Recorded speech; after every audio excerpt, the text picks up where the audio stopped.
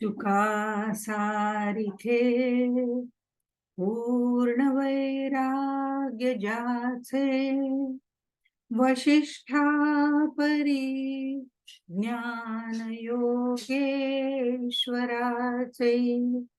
कवी वाल्मिका सारिखा मान्य ऐसा नमस्कार माझा सद्गुरु रामदासा. मला वाटते अंतरी वसावे तुझ्या दास बोधासी बोध व्हावे अपत्यापरी पाववी प्रेम ग्रासा महाराज या सद्गुरु रामदासा. जय जय रघुवीर समर्थ. आपण श्रोते जनस्तवन हा समास आपण बघतोय. समास म्हणजे दशक पहिला, समास 6वा. त्यातला थोडा भाग आपला राहिलेला आहे आणि त्याच्यामध्ये श्रोते किती श्रीमंत आहेत. श्रीमंत म्हणजे बुद्धीच्या स्तरावर, जाणतेपणाच्या स्तरावरती वेगवेगळ्या ग्रंथांचं आकलन त्यांना आहे. अशा पद्धतीने श्रोते किती सुंदर आहेत, चांगले आहेत आणि त्यांचं चिंतन करत असताना त्यावेळेला समर्थ म्हणतात की मी काही तेवढा तुमच्यासारखा मोठा नाहीये. म्हणजे मी हे करूच नाही असं नक्कीच नाही. म्हणून आपण लता मंगेशकरचं उदाहरण दिलं होतं की बा त्या गातात, त्या सुंदरच गातात, पण म्हणून आपण गायचंच नाही असं नाही. आपल्याला निदान बाथरूम सॉन्ग तरी गाता येतं, तेवढं करायला काही हरकत नाही. करुणाष्टकामध्ये समर्थांनी असं म्हटलं होतं, तुझे प्रीतीचे दास निर्माण झाले, असंभाव्य कीर्ती बोलून गेले. म्हणजे त्यांची एकूण धारणा म्हणा किंवा त्यांचं एकूण ज्ञान म्हणा किंवा त्यांनी ठेवलेल्या मोठमोठ्या केलेल्या पूजा अर्चा, उपासना, हे सगळं मला माहितीये. मग मला काहीच यातलं जमत नाही, तरी पण मी हा प्रयत्न करणार आहे. प्रयत्न करायला कधीच माणसाने सोडू नये, कारण यत्न तो देव जाणावा, असं समर्थांचंच वाक्य आहे. प्रयत्न नक्की आपण करायचा आहे आणि त्याप्रमाणे दासबोध आकलन करायचा आणि दासबोध सांगायचा. वक्ता आणि श्रोता या दोघांनी तो प्रयत्न करायचा आहे. कारण बहुधारणा थोर चक्कीत झालो, तुझा दास मी व्यर्थ जन्मास आलो, असं समर्थ म्हणतायत. तुझा दास मी, म्हणजे आम्हाला अजून दास व्हायला सुद्धा कितीतरी वेळ आहे, हेही आपल्या लक्षात येतं. पण इथे समर्थांची लीनता आपल्याला दिसून येते. दासबोध हा मुळामध्ये सुंदर फ्लॉवर पॉट आहे, असं मी म्हटलं होतं. सुरुवातीचे हे समास जे आहेत त्यामध्ये विषय काय काय आहेत, छोट्या मोठ्या ह्या सगळ्या पानांच्या काड्या आहेत. आपल्या फ्लॉवर पॉट समोर डोळ्यासमोर आणला त्या ह्या विषयांच्या काड्या त्याच्यामध्ये त्यांनी पानासकट घातलेल्या आहेत, काय काय मांडणार आहे. आणि मग मात्र त्याच्यामध्ये ते विषय त्यांनी फुलवलेले आहेत पुढे जाऊन, आणि ही रंगीबेरंगी फुलं त्यामध्ये फुललेली आहेत. अशाच ह्याच्यामध्ये श्रोत्यांना आता वंदन केलेलं आहे. श्रोते जनस्तवन मध्ये श्रोत्यांना वंदन केलंय, पण ह्या श्रोत्यांचं पुढे त्यांनी असं सांगितलं की श्रवण कसं करावं, श्रवण कसं नसावं, कसं असावं हे तर सांगितलेलं आहेच. श्रवण कसं असावं, श्रवण कसं नसावं, दोन्ही गोष्टी समर्थ सांगतात. कारण असं आहे ना, श्रवण कसं असावं हे सांगितलं, कळलं आम्हाला, पण कसं नसावं हेही सांगितलं की त्यातलं काय वर्ज करायला पाहिजे हे आपल्याला लक्षात येतं. म्हणून दोन्ही गोष्टी सांगून कुठेही अशी हे त्यांनी ठेवली नाही की काय करावं काय नाही करावं. हे दोन्ही गोष्टी प्रत्येक वेळेस सांगितलेल्या आहेत. म्हणजे आपल्या मनामध्ये निशंक ज्ञान ज्याला म्हणतात ते निर्माण होतं. मग श्रोता कसा असावा, श्रोता कसा नसावा, श्रवण कसं असावं, श्रवण कसं नसावं, ही नंतर गेंदेदार फुलं त्यामध्ये आपल्याला पाहायला मिळणार आहेत. आणि ती फुलं सुद्धा तेवढीच महत्वाची आहेत. या फ्लॉवर पॉटची संपूर्ण शोभा वाढवणारी ती फुलं आहेत. पण आत्ता जे आहे ते फक्त त्याचं विषय कोणते कोणते आहेत हे ज्ञान आपल्याला यातनं त्यांनी करून दिलेले आहे. शिवाय आणखीन एक गोष्ट इथे त्यांनी म्हणण्यामागची आहे की आपला जो ग्रंथ आहे तो दुसऱ्यांनी वाचावा असं जेव्हा वाटत असेल त्यावेळेला आपण अगदी व्यवहार दृष्टीने बघूया, आपल्याला कोणाचं तरी काम आहे, कोणाकडे तरी काम आहे, तर आपण अहो साहेब तेवढं काम करून द्या ना, असं म्हणतो की नाही. मग कुठेतरी त्याला आपण मोठेपणा देत असतो. तसंही कदाचित समर्थांना वाटलं असेल की या श्रोत्यांना थोडासा मोठेपणा देऊया, म्हणजे आपण केलेला ग्रंथ ते वाचतील.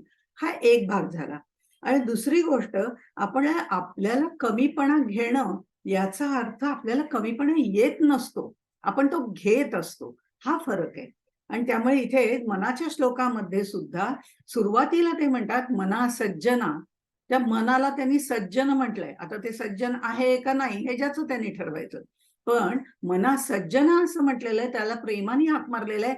पण समर्थांना खरं दुसरंच म्हणायचं होतं, मना सज्ज आहेस ना, तू सज्ज आहेस ना बाबा, हे त्यांना म्हणायचं. पण आपल्याला वाटतं आपल्याला सज्जन म्हणतायत, वा वा छान, मग वाचलेच पाहिजे श्लोक, असं कुठेतरी आहे. मना सज्ज आहेस ना, कारण ज्या वेळेला आपलं मन सज्ज नसेल, तर त्यावेळेला आपलं मनाची एकाग्रता नसेल, तर दुसरं कोणी काय सांगताय हे आपल्याला आकलन होत नाही. मन आपलं भलतीकडेच फिरत असतं, आपण भलतच काहीतरी ऐकत असतो, आणि म्हणून सांगणारा काय सांगतोय हे आपल्या मनामध्ये राहतच नाही, समजतही नाही. आपण फक्त तिथे बसलेलो असतो. म्हणजे मना सज्ज आहेस ना, या मनाला सज्ज करून जेव्हा आपण एखाद्या गोष्टी ऐकतो, तेव्हा ते आपल्या कानापर्यंत जातात, हृदयापर्यंत पोहोचतात. ही दूरदृष्टी समर्थांकडे आहे. आणि ते समर्थांना चांगलंच माहिती आहे की आपल्याला कमीपणा घ्यावा लागला तरी आपल्याला कमीपणा येत नसतो. समर्थांनी दासबोधाच्या पहिल्याच समासामध्ये म्हटलेले श्रोत्यांच्या उल्लेखाने सुरुवात केलेली आहे. श्रोते पुसती कोण ग्रंथ, म्हणजे इथे मुळामध्ये त्यांनी पूर्णपणे श्रोत्यांनीच सुरुवात केली, श्रोता या शब्दानेच सुरुवात केली.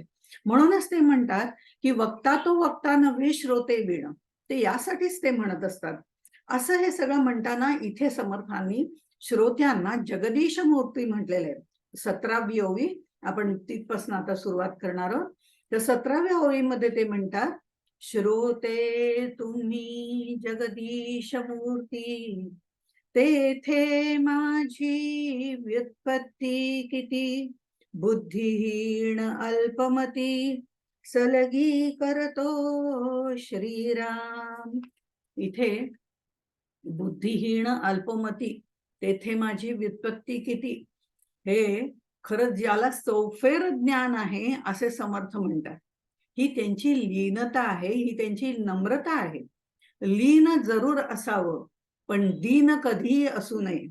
लीनता श्रेष्ठ आहे, लीनता श्रेष्ठ आहे, अंतर्निष्ठ होणं श्रेष्ठ आहे. समर्पण भावनेने राहणाऱ्या लोकांजवळ किंवा जे अंतर्निष्ठ असतात, जे समर्पण भावनेने राहतात, त्यांच्याकडे ही लीनता असते. शिकागोमध्ये विवेकानंदांचंही आपल्याला माहिती आहे, माझ्या बंधू भगिनींनो, असं त्यांनी म्हटलं, म्हणजे आपल्यामध्ये सर्व जनसामान्यांना सामावून घेतलं. हे जसं आहे तसंच समर्थांनी उद्गार, म्हणजे विवेकानंदांचे उच्चार नंतर आहेत आणि समर्थांचे आधी आहेत. त्यामुळे समर्थांप्रमाणे विवेकानंदांनी उच्चार केला असं म्हणावं लागेल. पण इथे समर्थ असंच म्हणतात, श्रोते तुम्ही जगदीश मूर्ती. आता हे त्यांना मोठं स्थान दिलेलं आहे. खरं पाहिलं तर जगदीश मूर्ती श्रोते आहेत की नाही, तर आहेत. कारण तोच अंश जो माझ्यात आहे तोच अंश तुमच्यात आहे. म्हणजे तुमच्या माझ्यामध्ये तोच अंश आहे, तेच धारणा आहे. तर त्यामुळे जगदीश मूर्तीच सांगणारा आहे आणि जगदीश मूर्तीच ऐकणारा आहे, हेही आपल्याला मान्य करायला लागेल. पण त्यापेक्षा समर्थ असं म्हणत नाही. त्याचं कारण असं, मी समर्थांच्या दृष्टिकोनातून म्हणतेय की समर्थ ज्या वेळेला दासबोध सांगतायत तेव्हा ते स्वतः जगदीश मूर्ती आहेतच, पण तरी सुद्धा ते मी जगदीश मूर्ती आहे आणि तुम्ही आता ऐका असं म्हणत नाही. ते श्रोत्यांना जगदीश मूर्ती म्हणतात. हे महत्वाचं आहे. आपण बादशहाची गोष्ट पाहिली होती कदाचित, पण थोडक्यामध्ये सांगते. बादशहाकडे तानसेन, नवरत्नांपैकी एक ज्याला म्हटलं जातं, ते तानसेन गाणं गायचं, गायन कला त्यांच्याकडे प्रचंड सुंदर होती आणि ते नेहमी सुंदर गाणं गायचे. त्यावेळेला बादशाह म्हणाला की अरे बाबा तानसेन, तू एवढं सुंदर गातोस, तर तुझे सद्गुरू किती सुंदर गाणं म्हणत असतील, ज्यांनी तुला शिकवलं. तो म्हणे म्हणजे काय, त्यांचं तर स्वर्गीय गाणं आहे. हो का, मग म्हणे ठीक आहे, त्यांना एकदा बोलव, आपण त्यांना भरपूर बिदागी देऊ, अगदी तू काही काळजीच करू नको, त्यांची व्यवस्था उत्तम ठेवू. आता त्यावरती तानसेन असं म्हणतो, अहो ते येणार नाही तिथे गायला. काय म्हणे, का कारण काय? नाही नाही म्हणे, ते इथे येणार नाही, आपल्याला तिथे जावं लागेल. आपण तुम्ही एक 2-3 दिवस सुट्टी घ्या, 4 दिवस सुट्टी घ्या. जेव्हा ते गाणं म्हणतील तेव्हा आपण तिथलं गाणं ऐकू आणि परत येऊ. त्यांचं गायन ऐकू, असं म्हणूया फार तर. पण ते इथे येणार नाही. ठीक आहे, बादशाही विचार करतो की आपल्यालाही सुट्टी 8 दिवस जरा चेंज म्हणून आपणही जाऊया, असं म्हणून ते तिथे जातात. त्या सद्गुरूंच्या तिथे आश्रमात त्यांची सगळी सोय होते, व्यवस्थित आदरातिथ्य होतं. आणि नंतर तो म्हणतो की आता आपण आज गायन ऐकूया, उद्या इथनं जाऊया.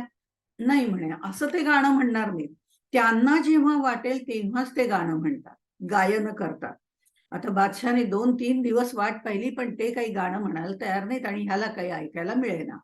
म्हणता म्हणता एक दिवस सकाळी, की अत्यंत सुंदर अशा वातावरणामध्ये, मस्त धुंद पहाटेचं ब्राह्ममुहूर्ताचं जे वातावरण असतं, फार वर्णन करत नाही, पण त्या ठिकाणी एक मोठं मंदिर होतं. आणि त्या मंदिरामध्ये ते म्हणजे ज्याला गर्भगृह म्हणतात, जिथे देव असतो, तिथे जाऊन ते सद्गुरू बसलेले असतात. आणि त्या ह्याच्यामध्ये देवाकडे तोंड करून ते सुंदर गायन सुरू करतात. त्यांचा स्वरही इतका अप्रतिम लागतो, कारण ते देवाच्या समोर बसून गाणं म्हणत असतात. आणि त्यावेळेला या ब्राह्ममुहूर्तावरती तानसेन असतो, तो बादशहाला उठवतो, म्हणतो चला चला सद्गुरू गायला लागलेले आहेत, चला चला म्हणे. म्हणून तोही तसाच भराभर उठतो आणि तिथे जाऊन बसतो. तो बसतो त्यावेळेला तो त्या मंदिरामध्ये प्रवेश करतो आणि तिथे बसतो. आणि त्यावेळेला सद्गुरूंची त्याच्याकडे पाठ असते आणि भगवंताकडे तोंड असतं. आणि हे सुंदर गायन झाल्यावरती तो त्यांना नमस्कार वगैरे करतो आणि म्हणतो, काय अप्रतिम तुम्ही गाणं म्हटलेलं आहे. मी तर अगदी भारावून गेलेलो आहे, कारण तोही त्याचा जाणता होता. त्यामुळे त्याने ते सगळं वर्णन केलं आणि म्हणे, मी आज तृप्त झाल्यासारखं झालं. आणि त्यावेळेला ते म्हणे की तुम्ही या ना आमच्याकडे दरबारात गायला. त्यावेळेला त्यांनी असं उत्तर दिलं होतं, अरे, जे लोक बादशाह समोर बसून गाणं म्हणतात ते बिदागी घेतात, आणि मी देवासमोर बसून गाणं म्हणतो, त्याचं कारण मला बिदागी नको असते.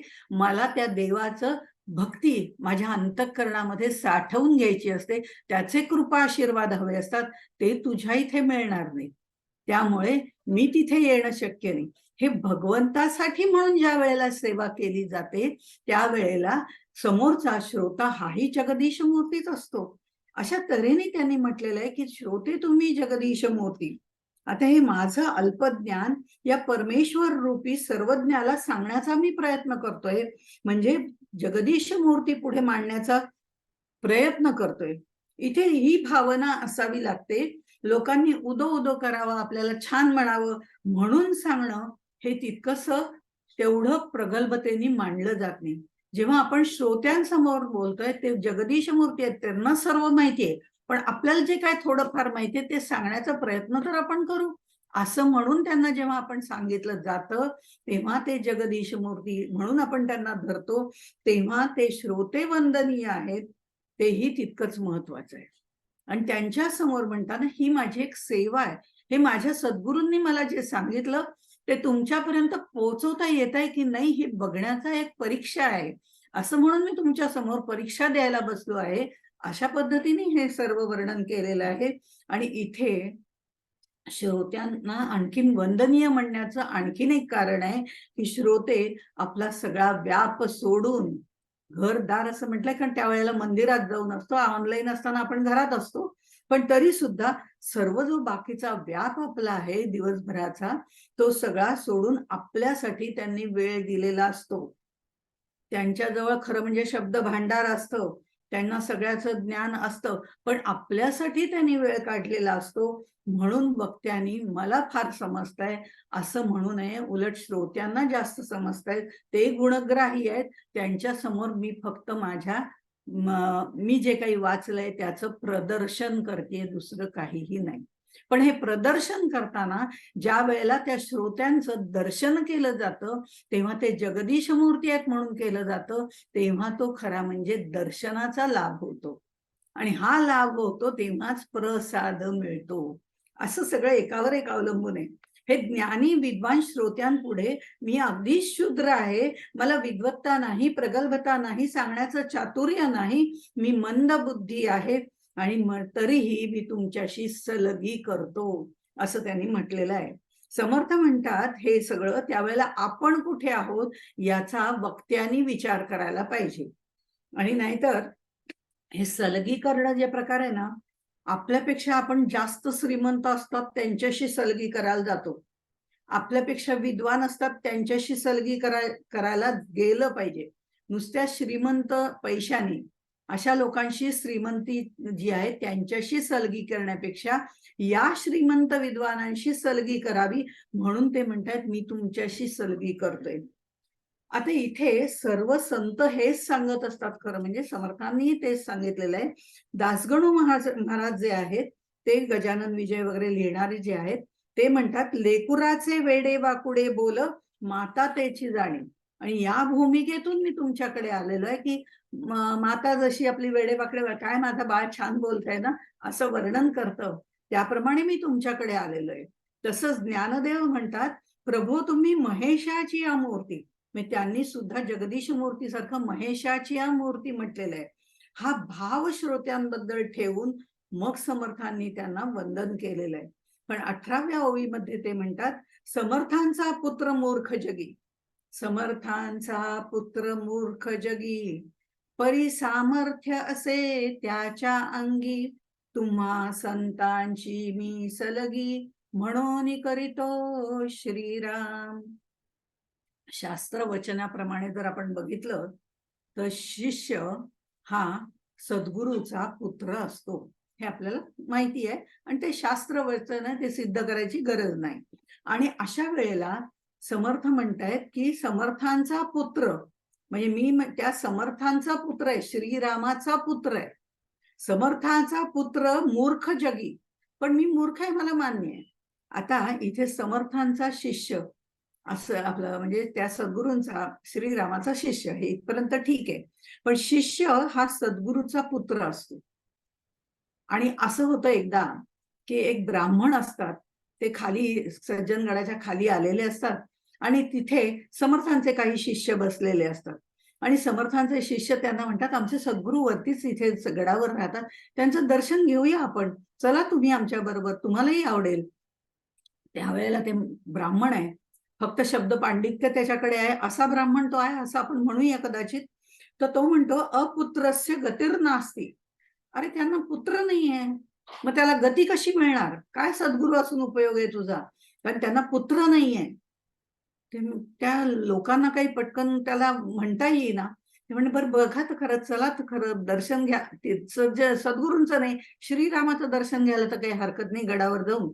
तो म्हणतो ठीक आहे, हा ते ठीक आहे, मी समजू शकतो, म्हणून तो जातो. आणि तो तिथे गेल्यावरती मग समर्थ म्हणतात, त्याच्याशी गप्पा मारतात, तुमचं अगदी म्हणणं बरोबर आहे की अपुत्रस्य गतिर्नास्ति, पण तरीही तुम्हाला माहितीये का, मी माझी 11वी पिढी पाहिलेली आहे. 11वी पिढी, कसं शक्य आहे, 3री पिढी सुद्धा पाहणं आता अवघड होत चाललेलं आहे. आणि अशा वेळेला तुम्ही 11वी पिढी पाहिली, तर म्हणाले प्रश्नच नाही. शिष्य हा सद्गुरूंचा पुत्र असतो. आणि तुम्ही जर म्हणालात तर मी सांगतो, वेण्णाबाई या माझ्या शिष्य आहेत, बयाबाई त्यांच्या शिष्य, गिरीधर स्वामी त्यांचे शिष्य, अशी जर बघत गेलो आपण तर हे माझे सगळे पुत्र पौत्र असेच आहेत. त्यामुळे माझी परंपरा वाढतेच आहे, किंबहुना कल्याण स्वामी परंपरेतली 11वी पिढी मी पाहिलेली आहे, असं त्यांनी तिथे सांगितलंय. म्हणजे शिष्य हा सद्गुरूंचा पुत्र असतो आणि मग पुढे पौत्र वगैरे अशा पद्धतीने ती पिढी वाढत असते. इथे अपुत्रस्य गतिर्नास्तीचा काहीही संबंध येत नाही, हे समर्थांनी इथे दाखवून दिलं. आता समर्थ स्वतःला श्रीरामाचा पुत्र समजतात. समर्थांचा पुत्र मूर्ख जगी असं त्यांनी म्हटलंय, पण पुढे त्यांनी म्हटलंय, परी सामर्थ्य असे त्याच्या अंगी. ही गोष्ट आपल्या लक्षात घेण्यासारखी आहे. म्हणजे जसजसं आपण पारमार्थिक ज्ञान मिळवत जातो त्यावेळेला आपल्या लक्षात येतं की जे काही आपण मिळवलेलं आहे ते अगदी कणभर सुद्धा नाही, किंबहुना जे आपण मिळवलेलं नाही ते समुद्रासारखं मोठं आहे. त्यामुळे हे आपलं शंकराचार्यांची कथा आहे ना, की माझे सद्गुरू खूप मोठे आहे, त्यांनी खूप ज्ञान जतन केलेलं आहे, मिळवलेलं आहे, मांडलेलं आहे, असं जेव्हा त्यांच्या शिष्य त्यांना त्यांची स्तुती करतो तेव्हा ते समुद्राच्या जवळ जातात आणि म्हणतात, हे ओंजळभर सुद्धा ज्ञान माझ्याकडे नाही. ही शंकराचार्य, आद्य शंकराचार्यांची कथा आहे, तिथे आपली काय कथा, नाही का? तर त्यामुळे आम्ही सगळे जे आहोत ते अर्ध्या हळकुंडाने पिवळे होणारे, आपलं ज्ञान प्रगट करण्यासाठी उतावीळ झालेले आहोत. ज्ञान सांगायला हरकत नाही, करायला हरकत नाही, मोकळेपणे बोलायला हरकत नाही, पण भावना कोणती पाहिजे ती समर्थांनी इथे आपल्याला सांगितलंय. कारण समर्थ म्हणतात, जे जे आपण असे ठावे ते ते जनांशी सांगावे, शहाणे करून सोडावे. पण आपणच शहाणे आहोत आणि आपण त्यांना शहाणे करतो, ही भावना नसावी, हे तितकंच खरं आहे. पण हे सांगताना समर्थ असं म्हणतात की मी त्याचाच पुत्र आहे. आता हे मी त्याचाच पुत्र आहे, सामर्थ्य असे ज्याच्या अंगी. म्हणजे मूर्ख आहे मान्य आहे, तुमच्या इतका विद्वान नाही हेही मान्य आहे. मूर्ख या दृष्टीने त्याने म्हटलेलं आहे की तुमच्या इतका विद्वान नाही हेही मान्य आहे, पण माझ्या वडिलांचे काही डीएनए तर माझ्यात आलेले आहेत की नाही, डीएनए म्हटलेलं नाही, माझे काही गुण माझ्यात आलेत की नाही, हे परंपरागत येतात. तसे माझ्या वडिलांचा मोठेपणा किंवा त्यांचे सद्गुण माझ्याकडे आलेले आहेत. मुलाच्या मोठेपणा वडिलांच्या मोठेपणाचा फायदा मुलाला मिळतो की नाही, तसंच आहे. समर्थ म्हणतात त्याचं जे सामर्थ्य आहे ना, त्यातलं थोडं तरी सामर्थ्य माझ्याकडे आलेले आहेत, ते डीएनए माझ्याकडे आलेले आहेत. त्यामुळे त्या पाठबळावर मी म्हणतोय की मी हे माझं सामर्थ्य नक्की तुमच्या पुढे प्रगट करू शकेन, असं त्याचा विचार सगळा आहे. परंतु काही सांगणे न लगे, सगळ्यात शेवटच्या ओळीमध्ये ते असं म्हणतात, परंतु काही सांगणे न लगे न्यूनते पूर्ण करावे. इथे सुद्धा ते समर्थ श्रोत्यांना प्रार्थना करतात, माझ्या हातनं काही न्यून राहिलं असेल हे सांगताना तर ते तुम्हीच पूर्ण करा, कारण तुम्ही ज्ञानवान आहात, तुम्ही जगदीश मूर्ती आहात, तुम्हाला प्रचंड ज्ञान आहे, त्यामुळे तुम्ही हे पूर्ण करू शकाल, न्यून ते पूर्ण करावे. ही श्रोत्यांना त्यांनी केलेली प्रार्थना आहे. प्रार्थना आणि विनंती याच्यात पुन्हा फरक आहे बरं का. आता विनंतीमध्ये थोडासा म्हणजे व्यवहाराचा स्पर्श त्याला येतो, वास येतो, असं आपण म्हणूया. विनंतीमध्ये जरा तेवढं करा ना प्लीज, असं आपण जेव्हा सांगतो तेव्हा आपण थोडंसं आपल्या लीनतेपेक्षा दीनता त्याच्यामध्ये जास्त आहे. माझं एवढं काम करा ना प्लीज, असं आपण त्यांना विनंती करतो. पण विनंतीमध्ये तो करेलच ही अपेक्षा नसते, कारण त्याला आपण विनंती करतो. पण काय माहिती, आता एखाद्या ह्याला मोठ्या हुद्द्यावर असणाऱ्या माणसाला आपण विनंती केली, ठीक आहे की तेवढं काम करावं आमचं, पण तो करेलच अशी गॅरंटी नाही. त्याच्या मनात असलं तर तो करेल, हा भाग वेगळा. पण इथे विनंतीमध्ये थोडासा हा व्यवहाराचा स्पर्श येतो, त्याच्यामध्ये थोडीशी दीनता असते आणि ती विनंती परिपूर्ण केली जाईलच अशी शाश्वती देता येत नाही. पण प्रार्थनेमध्ये श्रद्धा असते, निष्ठा असते आणि प्रार्थना करताना ती भगवंतासमोर केली जाते. त्यावेळी भगवंत निश्चितपणे निसंशय आपलं ऐकेल ही खात्री असते. ते त्याचं वचन असतं की मी नक्की येईन, पण ती तेवढ्याच आर्ततेने प्रार्थना करावी लागते. हा भाग वेगळा. हा प्रार्थना आणि विनंती मधला फरक आहे आणि समर्थ इथे श्रोत्यांना प्रार्थना करतायत. अशा तऱ्हेने या समासामध्ये समर्थांच्या विवेक आणि विचाराचं दर्शन आपल्याला घडतं. हे सर्व मी म्हणजे मायेपोटी बोलतोय, कारण तुम्ही माझे मायबाप आहात असा नम्रपणा समर्थांनी इथे घेतलेला आहे. आणि हे असं घेऊन श्रोत्यांना वंदन करून हा समास इथे त्यांनी पूर्ण केलेला आहे. आपण पुढचा समास बघणार आहोत, तो कवेश्वर स्तवन 7वा समास आहे. त्याच्यामध्ये 34 ओव्या आहेत, त्यातल्या होतील तेवढ्या आपण निश्चितपणे पूर्ण करू आणि झाला तर संपूर्णही करता येईल. माणसामध्ये परमेश्वर होण्याची, त्याच्याशी एकरूप होण्याची पात्रता असते.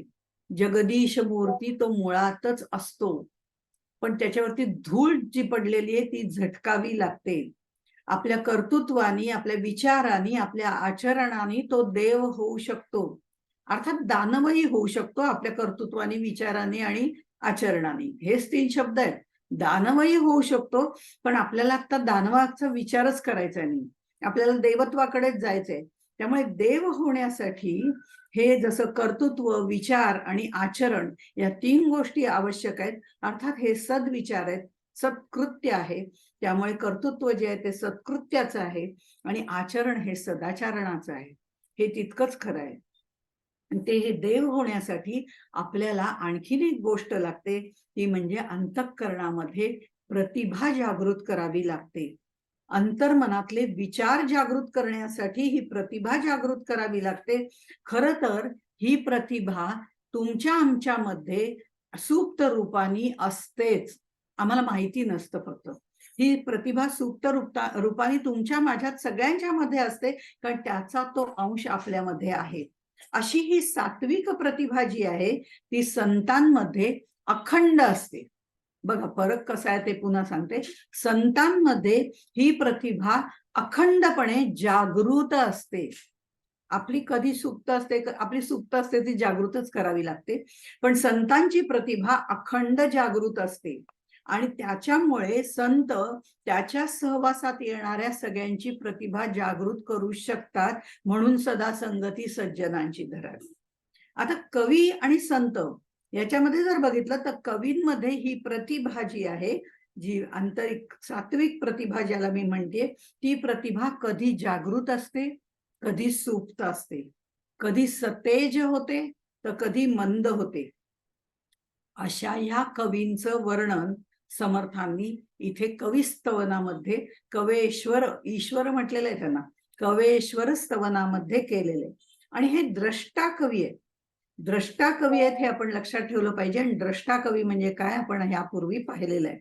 तर समर्थ संतही होते आणि द्रष्टा कवी सुद्धा होते. अखंड काव्यात बोलणारा संत असं त्यांचं वर्णन केलं जातं. आणि त्या काळात किंबहुना संतांचं कवित्व हा एक अविभाज्य अंगच होतं त्यांचं, कारण ते ग्रंथ लिहित असताना काव्यामध्येच लिहित होते. अगदी व्यासांपासून ते शंकराचार्यांपर्यंत, मुक्तेश्वर पुढे घेऊया, ज्ञानोबांपासून तुकाराम रामदासांपर्यंत घेऊया, सर्व प्रकारच्या संतांनी विपुलपणे काव्य केलेलं आहे. ब्रह्मदेवानी मनुष्याची निर्मिती केली, ब्रह्मदेवानी मनुष्याची निर्मिती केली, पण कवींनी त्यांच्या जीवनाला अर्थ प्राप्त करून दिला. म्हणून समर्थ म्हणतात, जे द्रष्टा कवी आहेत, ज्यांना परमात्म तत्वाचा स्पर्श झालेला आहे, अशा कवींचं स्तवन त्यांनी इथे करून त्यांना अग्रमान दिलेला आहे.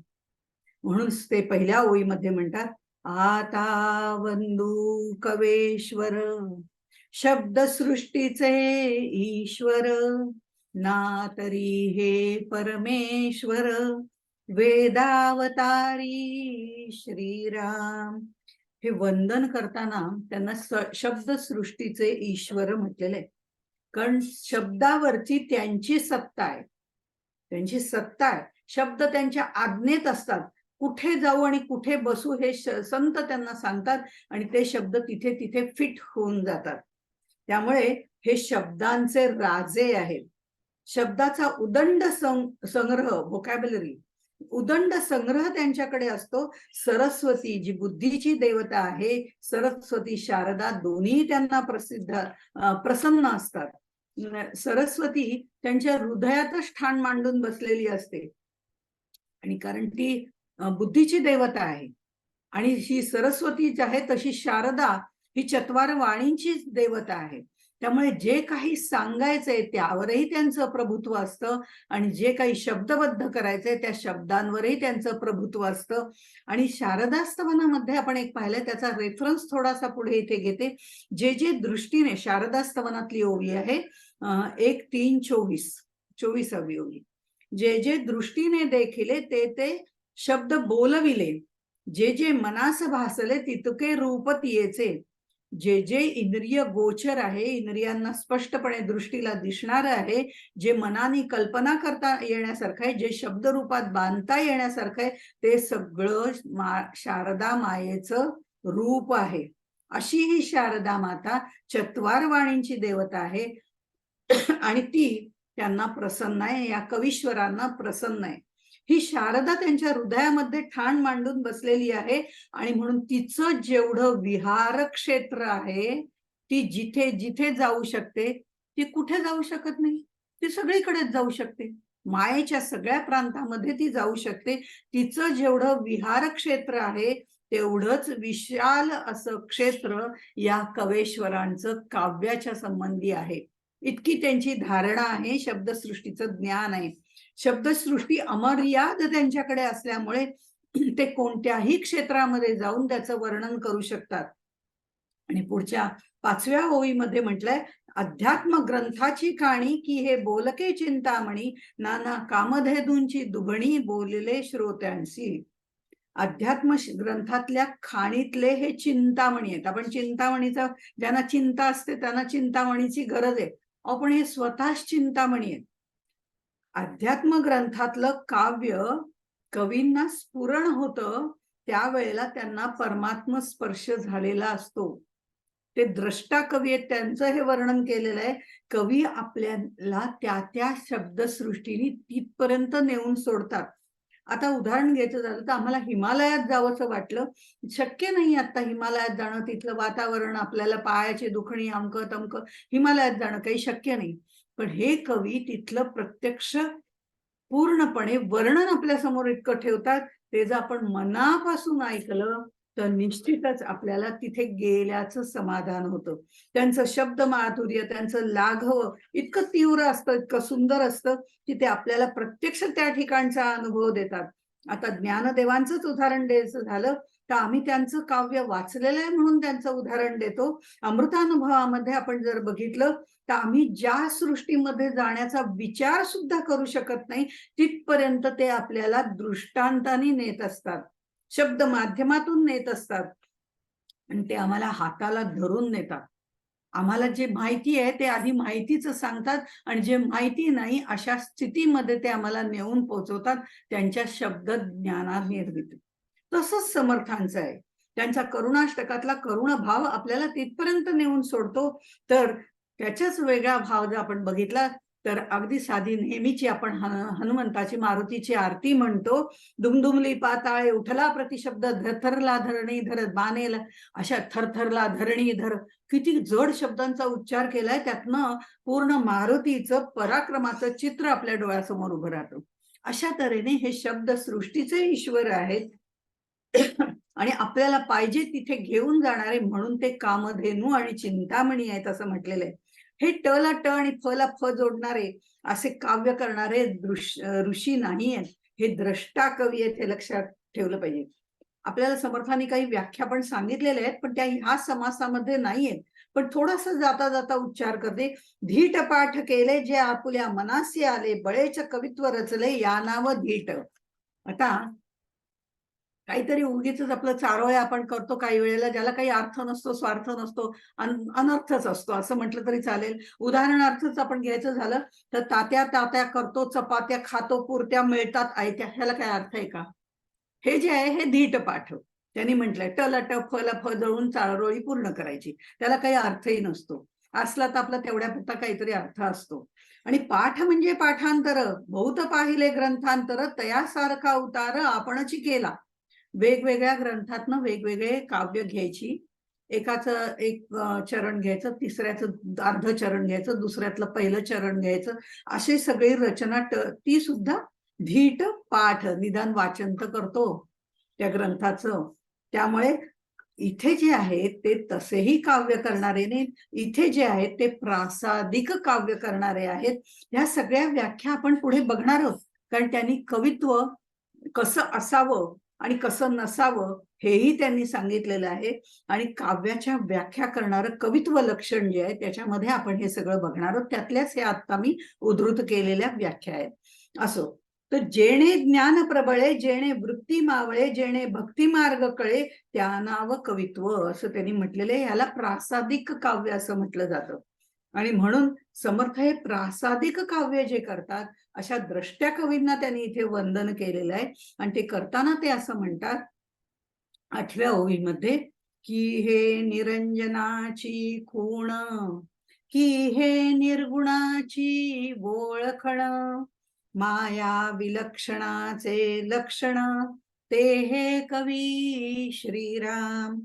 परब्रह्म, विमल ब्रह्म, निर्मल ब्रह्म, निर्गुण ब्रह्म आपण कितीतरी म्हणतो.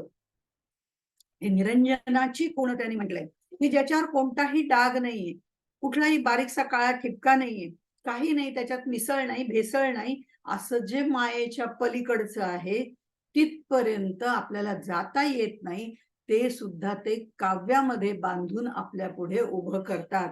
माणसाची कल्पनाच तिथे पोहोचू शकत नाही, पण कल्पना काव्याच्या माध्यमातून ते आपल्याला तिथपर्यंत घेऊन जातात आणि घेऊन जाऊन ते चांद्रशाखा न्यायाप्रमाणे आपल्याला ते दाखवतात. ज्ञान आपलं आपल्यालाच घ्यायचं असतं, पण आपल्याला तिथपर्यंत कसं जायचं हा मार्गही ते दाखवतात आणि लांबून त्याचं दर्शनही आपल्याला घडवतात. असे हे द्रष्टा कवी असतात. आणि माया विलक्षणाचे लक्षण, माया तर विलक्षण आहेच आणि भयंकर घडामोडी करणारी आहे, त्याचंही वर्णन आपण केलेलं आहे. तर ही जी माया आहे तिचं लक्षण ते सांगतात. पण कसं सांगतात? माया विलक्षणाचे लक्षण. माया आणि ब्रह्म हे दोघं एकमेकांच्या विरुद्ध लक्षणाची आहेत, ते विलक्षण हे सांगतात. माया कशी आहे, ब्रह्म कशी आहे, विरुद्ध अर्थाची लक्षणं ते सांगतात. आणि म्हणून या नास्ती सा माया, आता ती नाहीच आहे ती माया, आणि जे असतची असे ते ब्रह्म, हे म्हणजे दोन्ही विरुद्ध लक्षण आहे. पण ही विरुद्ध लक्षणं कशी आहेत हे सांगण्याचं काम हे द्रष्टा कवी करत असतात. आपल्याला त्यामुळे मुळापर्यंत जाता येतं, मायेच्या मुळापर्यंत, मूळ मायेपर्यंत जाता येतं. आणि हे संत प्रासादिक काव्य करतात, भगवंत चिंतन ते करत असतात. त्यावेळेला त्यांना तिथे ते काव्य स्फुरण पावलेलं असतं, त्याला प्रासादिक काव्य असं म्हणतात. इतर काव्य जी आहेत ती काळाच्या ओघामध्ये नष्ट होणारी आहेत, क्षणभंगूर आहेत. एका लेखकाचं वाक्य आहे, मला आता आठवत नाही कोण लेखक आहे, पण एका लेखकाचं वाक्य आहे की कले करता कला राबवली तर त्याचं कलेवर होतं. कले करता कला राबवली तर त्याचं कलेवर होतं. आता इथे हे जे लोक आहेत, संत द्रष्टा कवी आहेत, हे कलेसाठी म्हणून काही काव्य करत नाहीत. द्रष्टा कवी जेव्हा चिंतन करत असतो, परमेश्वराचं चिंतन करत असतो, तेव्हा परमेश्वर त्याला परिसस्पर्श देतो आणि त्याच्याकडून ती काव्य निर्मिती होते. त्यामुळे त्यांचं हे जे काव्य आहे ते कलेवर कधीच होत नाही, ते कायम चिरंतन राहतं. आपण जर बघितलं तर सिनेमातली गाणी आहेत, बरोबरच्या छान चालीवरची असतात, काही सुंदर अर्थाची पण असतात, पण ही कैक वर्ष टिकत नाही. दुसरं आलं की पहिलं जातं किंवा पहिलं स्मरणात राहतं, काहीतरी आठवतं, पण फार वर्ष टिकत नाही. पण वाल्मिकींचं रामायण घ्या, कालिदासाचं मेघदूत घ्या, व्यासांचं भागवत पुराण घ्या, कैक वर्षानुवर्षे ते चालू आहे. अनेक वर्ष. समर्थांचा दासबोध आहे, ज्ञानेश्वरांची ज्ञानेश्वरी आहे, किती सांगावीत नावं. अगदी आत्ताचे कवी जर आपण बघितलं तर बाबा बोरकर आहेत, विवा शिरवाडकर आहेत, गदी माडगुळकर परिसस्पर्शच आहे की त्यांच्या गीत रामायणाला. मग ते उत्तम कवी होऊन गेले, हे द्रष्टा कवी होऊन गेले. पण समर्थ ज्यांना द्रष्टा कवी म्हणतात त्यांना परब्रह्माचा स्पर्श झालेला असतो. जसं कालिदास आपण जर बघितलं, आपल्याला कल्पना आहे, कालिदासाची कथाही माहिती आहे, पण अस्ति कश्चित वाघ विशेष या केवळ बायकोनी विचारलेल्या प्रश्नावरनं 4 महाकाव्य तो निर्माण करू शकतो. ही त्याची वाक संपदा आहे, वाग विलास आहे, असं आपल्याला म्हणता येईल. पण इथे परमात्मा स्पर्श आहे, हेही तितकंच खरं. म्हणून आज ही सगळी काव्य चिरंतन राहणारी आहे.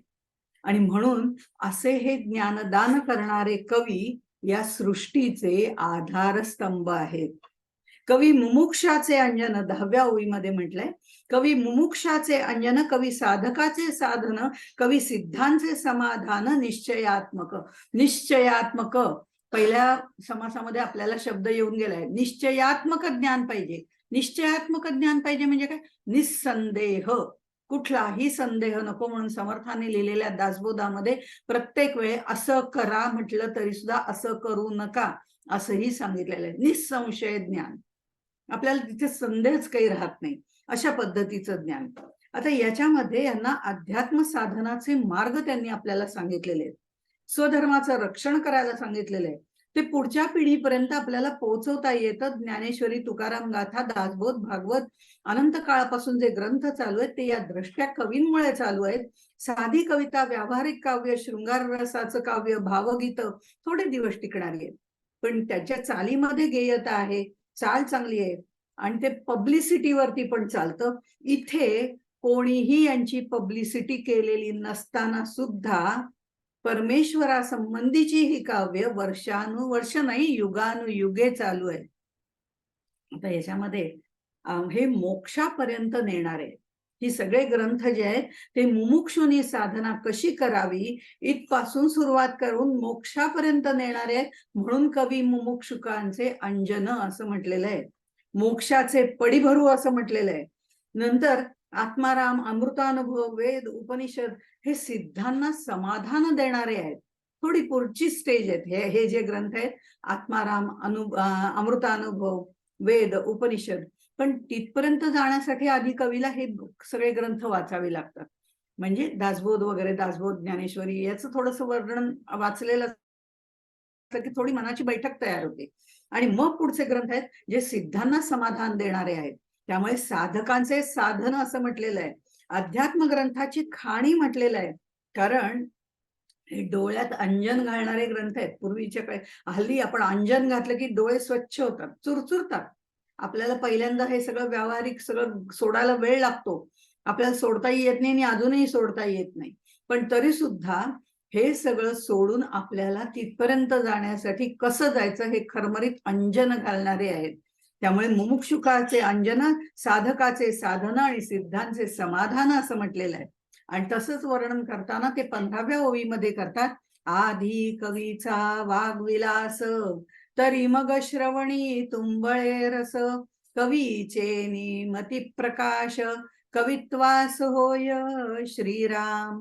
आधी कवीचा वाग्विलास. का बरं हा वाग्विलास त्यांचा आधी सांगितलेला आहे? कारण या द्रष्ट्या कवींनी या देवतांना, जे देवता अदृश्य स्वरूपात होत्या, वेद उपनिषद काळात अदृश्य स्वरूपामध्ये होत्या, आणि त्यांना ती वेद उपनिषद आम्हाला समजली नाहीत, पण ह्या कवींना ती नाना शास्त्रांच्या संमती समजलेली आहेत. ही शास्त्र समजलेली आहेत, वेद उपनिषद समजलेली आहेत, निर्गुण ब्रह्माचं त्यांनी दर्शन केलेलं आहे, तो परिस्पर्श त्यांना आहे. पण तरी सुद्धा ते आमच्यासाठी हा वाग्विलास करून ह्या अदृश्य देवांना दृश्य स्वरूप आणून देतात.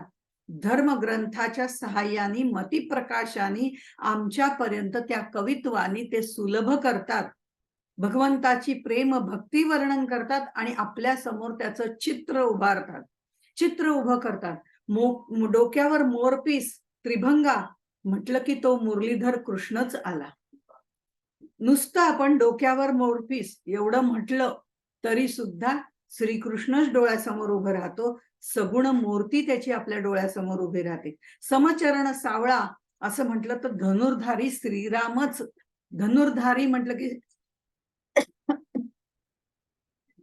धनुर्धारी म्हटलं की श्रीरामच आपल्या डोळ्यासमोर उभं राहतो. कटेवरी कर म्हटलं की विठ्ठलच उभा राहतो. मग हे का उभं राहतं? कटेवरी कर म्हटल्यावरती श्रीराम का उभा राहत नाही? मोरपीस म्हटल्यानंतर विठ्ठल का उभा राहत नाही? कारण ते स्वरूप जे आहे त्याचं सगुण रूप आहे, ते या कवींनी आमच्या डोळ्यासमोर तंतोतंत उभं केलेलं आहे. आणि इतकंच नाही, ते मनावर आमच्या ठसवलेलं आहे. त्यामुळे आम्हाला सगुण भक्ती करता येते. म्हणून आधी कवींचा वाग्विलास, मग श्रवणी तुंबळेल रस. कारण आम्हाला आमच्या डोळ्यासमोर आमची मूर्ती लागते, तर आम्ही ते ध्यान करू शकतो. कारण अजून आम्हाला निर्गुणाचं ध्यान करण्याची म्हणजे सवय घडलेली नसते. हे मुमुक्षु आणि साधकाचं वर्णन आहे. पण पुढे नंतर तो सिद्धापर्यंत गेल्यावरती तो निर्गुणाचं वर्णन करू शकतो. पण तिथपर्यंत जाण्याकरता आधी कवींचा वाग्विलास, मग श्रवणी तुंबळेल रस. आणि मग त्यामध्ये त्यांनी वैराग्याची लक्षणं सांगितली आहेत. कर्म, भक्ती, ज्ञान ह्या विविध उपासना सांगितलेल्या आहेत. आणि वेगवेगळ्या शास्त्रातनं हे सांगण्याचं सामर्थ्य या कवींमध्ये आहे. म्हणून ते भगवंताचं कृपाळू रूप आम्हाला मोहून टाकतं आणि आम्ही त्या मार्गावरती स्थिर होतो. म्हणून कवी आणि संत हे समानार्थी शब्द सुद्धा काही वेळेला वापरले जातात. हे विवेकनिधींची भांडारे आहेत, कारण आम्हाला विवेकपूर्ण ज्ञान देण्याचं ते काम करतात. कारण विवेक असेल तर त्या ज्ञानाला महत्व आहे, विवेक असेल तर वैराग्याला महत्व आहे. आणि तसं ज्ञान देण्याचं कार्य शब्द माध्यमातनं कवी आपल्याला करत असतात. की हे निरंजनाची खूण, 32व्या ओळीमध्ये त्यांनी म्हटले की हे निरंजनाची संपत्ती, हे विराटाची योगस्थिती, ना तरी भक्तीची फळश्रुती फळास आली. इथे आता त्यांनी म्हटलेलं आहे निरंजन, म्हणजे निरंजन म्हणजे शुद्ध परब्रह्म. आपण म्हटलंय कोणताही लेप नाही, डाग नाही, काही नाही, त्याचं वर्णन करणार आहेत. विराट पुरुष, विराट पुरुष म्हणजे आता इथे बघा, स्थूल, सूक्ष्म, कारण, महाकारण हे आपले 4 देह आहे. आता आपण त्याच्या विस्तारात जाणार ना, ते पुढे येणार. ती गेंदेदार फुलं आपल्याला नंतर पाहिजेत, अजून आपण काड्यांमध्येच रमतोय, त्या पानांमध्येच रमतोय, त्या फ्लॉवर पॉटच्या.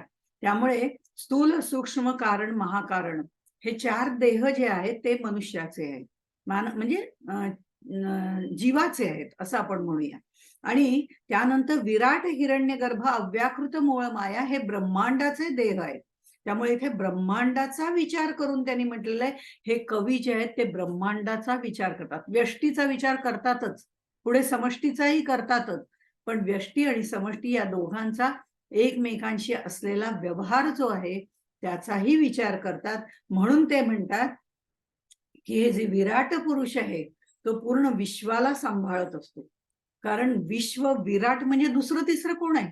सर्व व्यष्टी मिळूनच समष्टी तयार होते, आणि समष्टी म्हणजेच विराट आहे. आणि त्या विराटाचा जो नेता आहे तो विराट पुरुष आहे. विराट, हिरण्यगर्भ, मूळ माया म्हणजे अव्याकृत, मूळ माया हे 4 देह जे आहेत तिथपर्यंत हा कवी आपल्याला शाब्दिक रूपाने नेत असतो. कवी दृश्य विश्वालाही धारण करतो, त्यालाही जाणतो, आणि परब्रह्म स्वरूपालाही जाणतो, आणि त्याकडचा जो मार्ग आहे त्या पुढच्या 4 देहांना सुद्धा जाणतो. पुढे काय घडणार आहे हे जाणणारे द्रष्टा कवी आहेत. म्हणून त्यांना निरंजनाची संपत्ती, त्याची खाण आहे ही, त्या परब्रह्मानीच निर्माण केलेली आहे. कारण त्यांना परब्रह्माला माहिती आहे हे लोक आपल्यापर्यंत येणार नाहीत, त्यांना येऊच शकणार आहेत, त्यांना तेवढं ज्ञानही नाही. पण ते ज्ञान जर त्यांना देऊन त्यांना माझ्यापर्यंत आणायचं असेल तर ही जी खाण आहे ती त्यांच्या पुढे मोकळी केली पाहिजे. म्हणून परब्रह्म त्याचा स्पर्श त्यांना असतो, आणि आपल्याला जो स्पर्श नसतो तो शाब्दिक रूपाने देण्याचं काम हे कवी करत असतात. म्हणून महाभारताचा लेखकू आपण गणेशू होता असं म्हटलं जातं. मग गणेश जर त्याचा लेखन असेल तर त्याला काय म्हणायचं? तर द्रष्टा कवी म्हणायचं का जो आपल्या बुद्धीचा ज्ञाता आहे, सगळी बुद्धी आपली काय आहे ती माहिती आहे, ती सगळ्या बुद्धी देणारा तो आहे असंही म्हटलं जातं. म्हणजे ज्ञान आणि भक्ती या दोन्हीचा अत्युच्च बिंदू, कारण ज्ञानही आहे आणि भक्ती आहे त्यांच्याकडे, आणि कर्म तर आहेच आहे, कारण हे सांगण्याचं काम करतायत. मग ज्ञान भक्तीचा अत्युच्च बिंदू या कवींजवळ असतो. मग ते सतत परमेश्वराच्या अनुसंधानात असतात. ते काव्य करतात म्हटलं जात नाही, त्यांना काव्य स्फुरण होतं असं म्हटलं जातं, कारण त्यांच्या आत बसलेला परमेश्वर त्यांना सांगत असतो, मी तो फक्त लेखणीचे काम केले असं जे म्हणतात ते यासाठी म्हणतात. आतला परमेश्वर त्यांना ते सांगत असतो आणि ते फक्त लिहित असतात. ही त्यांची योग स्थिती असते. आणि ही विराटाची योग परब्रह्माची शक्ती चराचरात पूर्णपणे भरलेली आहे, पण ती शक्ती आपल्याला उद्युक्त करता येत नाही, ती बाहेर आणता येत नाही. ते काम सुद्धा हे कवीच करत असतात. म्हणून ही काव्य अजरामर होतात. ज्ञानदेव म्हणताना म्हणतात, निवृत्तीनाथ हे कृपा दृष्टी, हा गुरुस्पर्श आहे, आणि गुरु म्हणजेच परब्रह्म आहे. हे स्फुरण त्या भक्तीची फलश्रुती आहे. आणि समर्थ सुद्धा दासबोध लिहून झाल्यावरती क्रेडिट आपल्याकडे घेत नाही, ते म्हणतात समर्थ कृपेची वचने तो हा दासबोध. आता वेद आणि उपनिषद गंमत म्हणून, वेद आणि उपनिषद ही त्या घोरण्यामधनं निर्माण झालेली आहेत असं म्हटलं जातं. हे गमतीने म्हटलं जातं. हे घोरतो किंवा झोपेत असतो तेव्हा. आता झोपेत असतो तेव्हा घोरतो, आणि घोरणं म्हणजेच त्याचे हे वेद आणि उपनिषद आहे असं वर्णन केलं जातं एक गमतीचा म्हणून. पण ही भगवंताला काही निद्रा लागलेली नाहीये, त्यातनं उत्पन्न झालेले वेद उपनिषद नाही आहेत, ही त्याची योग निद्रा आहे. हे समजण्यासाठी आपल्याला आधी कवी लागतं, की आम्ही म्हणतो त्यांनी झोपेत घोरण्यात सांगितलंय, माहिती नाही काय खरं आहे काय खोटं आहे, पण तसं नाहीये. ही त्याची योग निद्रा आहे. ही योग स्थिती त्या कवींनी अनुभवलेली असते, म्हणून ते म्हणतात ही त्याची योग निद्रा आहे. हे षड्गुणैश्वर्य जे भगवंत आहे ते उपासनेमध्ये स्थित होतं आणि त्या भक्तीची ही फलश्रुती आहे असं समर्थ सांगतात. म्हणून ते म्हणतात 33व्या ओळीमध्ये ब्रह्मांड रचनेहून जाड कवी प्रबंध रचना असं त्यांनी म्हटलेलं आहे. आणि हे म्हणताना ते असं म्हणतात की जेव्हा एखादी लोकोत्तर लोकोत्तर म्हणजे सर्वसामान्य लोक करतात ती नाही, जेव्हा एखादी लोकोत्तर कलाकृती साकारायची असते त्यावेळेला ऋतुंबरा प्रज्ञा लागते. प्रज्ञा, बुद्धी, मती हेही आपल्याला पुढे येणार आहे, त्यावेळेला त्याचा विस्तार आपण करणार आहोत. ही प्रज्ञा बुद्धी जी म्हटली जाते, ऋतंबरा बुद्धी, प्रज्ञा बुद्धी जी म्हणते प्रकर्षेण ज्ञान असलेली बुद्धी. मागे हा भाग आपला अमृतानुभवामध्ये झाला होता आणि त्यावेळेला प्राज्ञ, त्याला प्रकर्षेण अज्ञ असं मी म्हटलं होतं.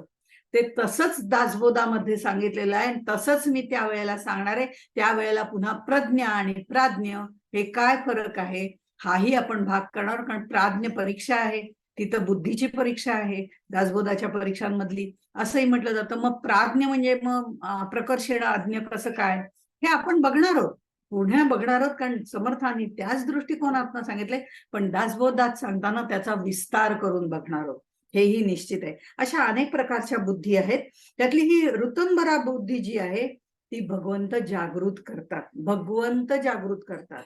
आणि भगवंत म्हणजे सद्गुरू जागृत करतात, कारण सद्गुरू हे परब्रह्माचं दुसरं रूप आहे, जे आम्हाला दिसतंय, जे आम्हाला जाणवतंय, जे आम्हाला बुद्धीमध्ये काही काही तत्वज्ञान सांगून बुद्धी क्षमता वाढवत आहे, ते सद्गुरू आहे. आणि त्यामुळे हे सद्गुरू हे त्याचं शबल रूप आहे असं मी म्हटलं ते या कारणाकरता, कारण त्यांनी नामरूप धारण केलेलं आहे आणि ते नामरूप धारण केलंय म्हणून आम्हाला दिसतंय, कारण आम्ही नामरूप धारण केलेलं आहे, आम्हाला आमच्यासारखे ओळखता येतात, पण आम्हाला निर्गुण स्वरूप जाणता येत नाही. म्हणून ब्रह्मांड रचनेहून जाड कवी प्रबंध रचना ही त्यांची रचना अशी भरदस्त आहे, कारण ही एखादी लोकोत्तर कृती करायची असते तेव्हा ऋतंबरा प्रज्ञा लागते आणि ती ऋतंबरा प्रज्ञा भगवंत त्यांच्यामध्ये त्या कवींमध्ये जागृत करतो, त्यांच्यामध्ये ती असते. म्हणून मी पहिल्यांदा म्हणताना असं म्हटलं, कधी ती मंद असते, कधी ती सतेज होते. ज्या वेळेला भगवंत ती जागृत करतो त्यावेळेला ती सतेज होते आणि ती जेव्हा सतेज होते त्यावेळेला अशा पद्धतीची रचना द्रष्टा कवीकडून भगवंत करून घेत असतो. म्हणून ते म्हणतात ही ईश्वरी योजना असते, ही ईश्वरी योजना असते, म्हणून त्यांच्या हातून प्रासादिक काव्य घडत असतं असं त्यांनी म्हटलेलं आहे. अशा वेगवेगळ्या उपमा या कवींना दिलेल्या आहेत. आता महर्षी वाल्मिकी ऋषींचं जर आपण बघितलं त्याचं कारण हे वेगळी काव्यरचना ही ईश्वरी योजना असते असं जे म्हटलं, त्याच्यासाठी महर्षी वाल्मिकांचं उदाहरण देते की महर्षी वाल्मिक ज्या वेळेला चाललेले असतात त्यावेळेला ते क्रौंच पक्षाची जोडी असते, तिथे झाडावर बसलेली असते, त्यांचं प्रणयाराधन चालू असतं आणि ते चालू असताना ते बघत थांबलेले असतात, त्यांना त्यातही आनंद मिळत असतो, कारण हे त्या प्रणयाला बघून आनंदित होत नसतात, त्या भावनेला बघून आनंदित होत नसतात, तर ती पण परमेश्वराची लीला किती अगाध आहे या दृष्टिकोनातनं विचार करणारे द्रष्टा कवी असतात.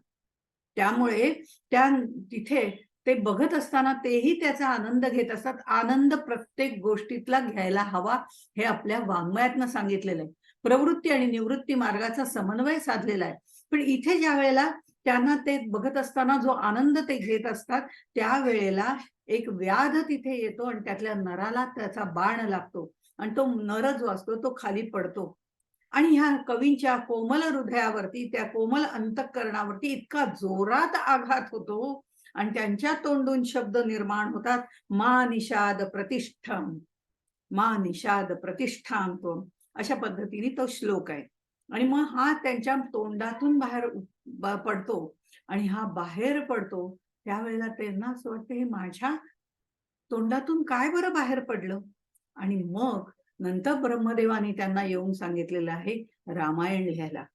हे रामायणाची निर्मिती जी झाली ती या एका ह्याच्यावरती झाली, जशी कालिदासाची झाली त्याप्रमाणे ही वाल्मिकांची रामायणाची निर्मिती झाली आणि ते रामायण आजही अजरामर आहे. तेच रामायण सर्वांना मूलभूत मानलं जातं. ज्याच्यामध्ये व्याख्या केलेल्या आहेत त्याच व्याख्या, अनेक प्रकारच्या व्याख्या त्या रामायणाच्या सुरुवातीला आपल्याला प्रस्तावनेमध्ये पाहायला मिळतं की अनेक प्रकारच्या व्याख्या ज्योतिषाच्या असतील, रामायणातल्या विविध प्रसंगाच्या व्याख्या असतील, गुरूंची व्याख्या, सगळ्या व्याख्या आपल्याला त्याच्यामध्ये मिळतात आणि त्याच आजपर्यंत मूलभूत मानल्या गेलेल्या आहेत. पण ते जर त्यांनी लिहिलं नसतं तर त्या व्याख्या आमच्यापर्यंत आल्याच नसत्या. असे हे द्रष्टा कवी आहेत, त्यांना सांगितलंय भगवंतानी लिहायला, हा परमस्पर्श त्यांना झालेला आहे, पण ते शब्दरूपात बांधण्यासाठी ती स्पंदनात्मक निर्माण झालेली ती जी शक्ती आहे ती त्यांच्याकडे आलेली आहे. आणि म्हणून ही काव्य रचना ब्रह्मांड वेधून पैलाड न्यावी असं समर्थांनी सांगितलेले. कवींनी केलेली ही रचना ब्रह्मांडापेक्षा विशाल आहे, जाड आहे, विशाल आहे, मोठी आहे आणि ते जे जे ज्ञात आहे त्या पलीकडे झेप घेणारे आहेत. असे हे कवी जे आहेत ब्रह्मांडा पलीकडे जाऊन झेप घेणारे आहेत, कारण सत्य वस्तूचं त्यांना ज्ञान झालेलं आहे. म्हणून ते ब्रह्मांडाच्या पलीकडे जाऊन आपल्याला तिथून सगळा घेऊन आपल्यापर्यंत आलेले आहेत. म्हणून समर्थ म्हणतात, नसता कवीचा व्यापार तेथे कैसा जगदोद्धार. जर हा कवींनी हा व्यापार केला नसता, शेवटच्या ओळीमध्ये त्यांनी म्हटलेलं आहे, हा जो व्यापार त्यांनी व्यापार म्हणजे आपण जो व्यापार म्हणतो तो नाही, हा बुद्धीचा व्यापार, हा शब्दांचा व्यापार कवींनी जर आपल्या पुढे मांडला नसता तर आपल्याला ते ग्रहण करता आलं नसता. तरी कैचा जगदोद्धार. हा द्रष्टा कवी जो आहे हा संतही आहे, कवीही आहे, विवेकी आहे, वैरागी आहे, तो अरसिक नाही, जीवन सौंदर्य त्यातला रस घेणारा आहे. ह्या प्रत्येक गोष्टीतला रस घेताना कसा घ्यायचा, कामनेनी घ्यायचा का तेन त्यक्तेन भुंजिता या उपनिषदाप्रमाणे घ्यायचा, हे सांगणारे हे द्रष्टा कवी आहेत. तेन त्यक्तेन भुंजिता घ्यायचंय, सगळ्याचा आनंद घ्यायचाय, पण मला हेच पाहिजे, नंतरही असंच मिळावं, ही प्रार्थना करायची नाहीये, ही विनंतीही करायची नाही. तिथे आहे तो प्रसंग आनंदाने लुटायचा आहे आणि तो तिथेच सोडून द्यायचा आहे. आसक्ती विरहित कसं करायचंय, विवेकाने वैराग्य कसं धारण करायचंय, हे त्यांनी त्यातनं सांगितलेलं आहे. ते अरसिक नाही. त्यांनी कुठेही आपल्याला बांधून ठेवलं नाही आणि कुठेही आपल्याला निवृत्ती मार्गावर नेलेलं नाहीये. निवृत्ती मार्गावर जायचंय, पण प्रवृत्ती मार्ग जोपर्यंत आपल्यामध्ये आहे तोपर्यंत प्रत्येक गोष्टीचा आनंद पण घ्यायचा आहे.